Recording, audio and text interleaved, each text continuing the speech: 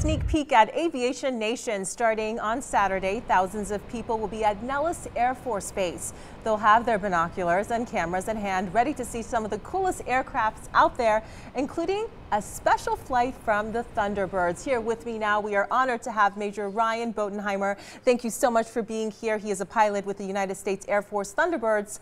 And, we were just talking about this year's event. It falls on the 70th birthday of the Air Force, and you were telling me obviously it takes on a whole new meaning with what we just went through as a community. Absolutely, Masa. Thanks so much for having me here. It's a pleasure to be here with you. Thank you. So it's the 70th anniversary of the Air Force. So American airmen have been breaking barriers for 70 years, since 1947.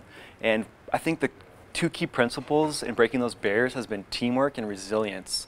So we've seen that throughout the Air Force's history as we've become the premier air, space, and cyberspace force. And what we do is we go out there and we protect our freedoms every day by working as a team and being resilient in tough conditions. So what we've seen here in these past few weeks, I think what stands out to me the most is the resilience and the teamwork that's been shown by Las Vegas citizens in the wake of the tragedy. So if you look at the blood banks having lines wrapping around the block, you look at just everyday random acts of kindness that I've noticed, and I'm sure you have as well, the community's really come together. So it's an inspiring thing for us to see as residents here, and it just kind of represents those two principles of being resilient and showing teamwork when tragedies happen. So this weekend we're going to have the Aviation Nation Air and Space Expo at Nellis Air Force Base, and we've got something really special for the community. So we've got two fighter jets, an F-16 and an F-15, and we've painted them with Vegas Strong because we want it to be a symbol of how we are inspired by the Las Vegas community.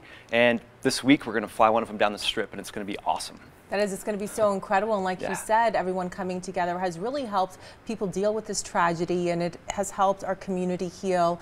And we did a story about that. They were just painted and they're going to be flying. And tell me about your role coming up this weekend. You're going to have the final finale show. Tell me a little bit about that. Yeah, so we'll cap off the Air Force's 70th birthday with the Thunderbirds flying at, it'll be approximately about 2 p.m. The gates will open a lot earlier than that, so I encourage people to just get online and see when the gates will open up and where parking and all that is.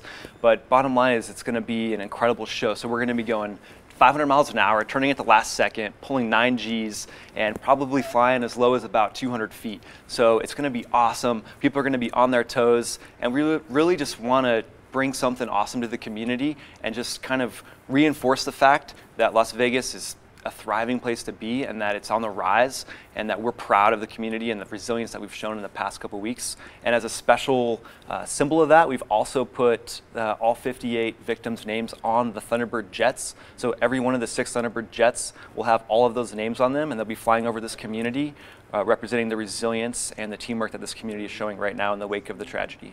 Well, thank you so much for being here. We look forward to celebrating with you this weekend. Major Ryan Bodenheimer. And tune in Friday for a special edition of 13 Action News Live at 3. We will have team coverage from Family and Friends Day at Aviation Nation, including interviews with Air Force pilots and a look at all of the incredible displays that is happening Friday at 3 p.m.